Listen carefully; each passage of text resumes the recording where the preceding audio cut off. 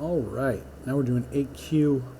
Are they opposite? This is by My Jinx in 2015. 90% of the people like it. We're going to be given two strings, S1, S2. If they're opposite, return true, otherwise false. And it's got to be a Boolean value. In this case, opposite means the strings are the same, but the case is opposite. We can assume that the string only contains letters or is empty. And if it's empty, it's false, okay? All right, so for this one, we're going to need to split up S1 and check every character in it to see if S2, we're going to have to change every character in S1 to the opposite of its case and then check to see if it's the same as S2. And before that, we have to see if there's even anything in the S1. So just to see if there's anything in the S1, we're going to do double knots and we're going to say S1, all right? And when you do a logical not operator, it just takes the truth, whatever the truth is, and falsifies it and sees and gives it a what is it? It gives it a true or false. And when you just do 2, it just checks if it actually exists. All right. So we're going to do that, and we're going to say S2 equals S1, and then we're going to split it up. So we're going to use dot split. The split method divides a string into an ordered list of substrings, puts these substrings into an array, and returns the array. And we're going to split it up by the spaces in between the characters. So we're going to say dot split, and we do that right there. That way it'll say A, comma B, comma C, whatever the deal is, right? And then we're going to have to do a map function after that. So for this map function, let me show you about map. It creates a new array populated with the results of calling a provided function on every element in the calling array. So in this case, on this example, it's going to say array1.map x arrow function x times 2. So it's going to say 1 times 2, 2, 4 times 2 is 8, 9 times 2, 18, 16 times 2, 32. All right.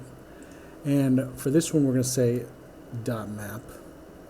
And we're going to check if the element, all right, element, and that's what we're using on this one, because we're using this, where are we? We're using this arrow function element, all right? And then we're going to say if element, and then this is where it gets a little funky. This is where it gets a little slick, I should say, all right? So we're going to check if it's lowercase or not. So we're going to do this. This is a little special syntax. It does the exact same as dot, but this one's going to be either 2 uppercase or 2 lowercase. And 2 uppercase just changes it to uppercase. 2 lowercase changes it to lowercase. So on here, we're going to say, we're going to do, pardon me, let me go over here to the template literals. And the template literals are delimited with backtick characters allowing multi-line strings for string interpolation with embedded expressions. So we're going to use an embedded expression right here, which is this $sign with these curly braces. All right, so $, curly braces. And these are the backticks, which are to the left of the 1 and above the tab. And inside here, we're going to say if element is less than A, and the value A on the ASCII chart is 61, so anything lower than A is going to be uppercase. So if element is uppercase, then we're going to say 2 lower case, all right? So, okay, and then if not, we're going to say 2 upper case, okay?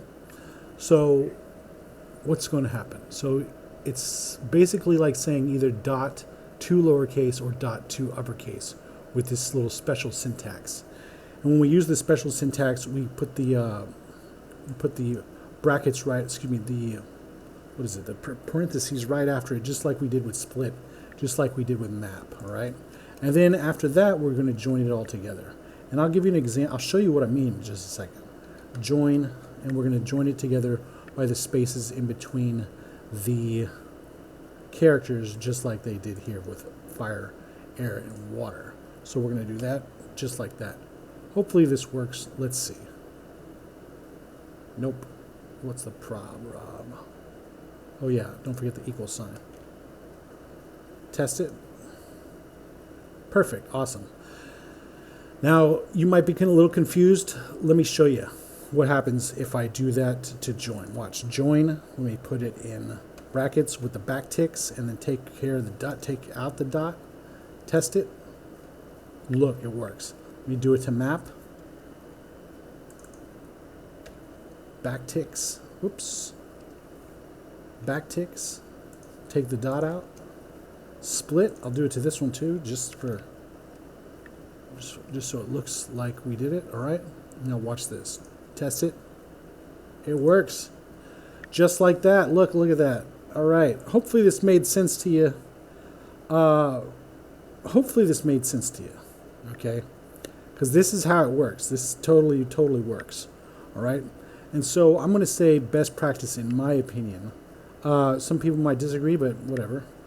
And I very much like this one, and we'll see you next time.